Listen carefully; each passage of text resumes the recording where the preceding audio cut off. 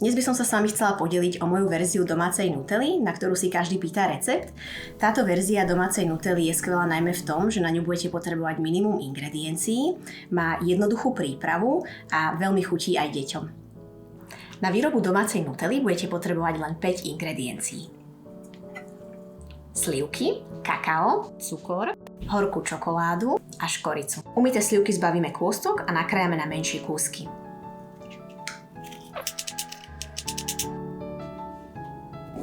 Tak slivky máme nakrájané a ak by ste chceli tento recept mať stále po ruke, nájdete ho v mojej knihe Lenivá kuchárka 3 babičkine nezabudnutelné recepty. Nakrájané slivky preložíme do hrnca a posypeme cukrom.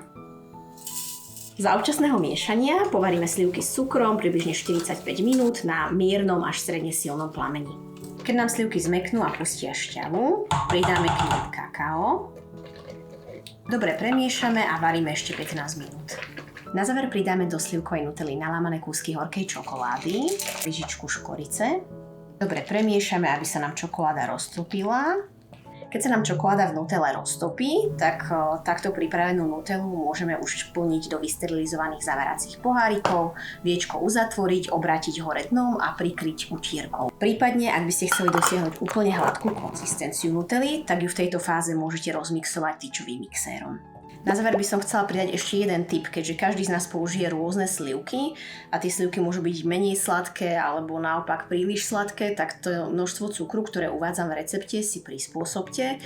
Ja na 1,2 kg sliviek pridávam 250 g cukru, ale môže sa stať, že v tejto fáze, keď už máte zmiešané všetky ingrediencie, sa vám bude zdať nutella málo sladká, tak ju môžete dosladiť buď klasickým cukrom alebo pridať vanilkový cukor.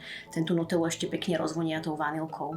Hotovú nutellu môžete využiť ako náplň do palaciniek, na lievance, môžete ju pridať do raňajkovej kaše, natrieť na chlebík alebo iné pečivo, prípadne ju môžete ešte použiť ako náplň do koláčikov.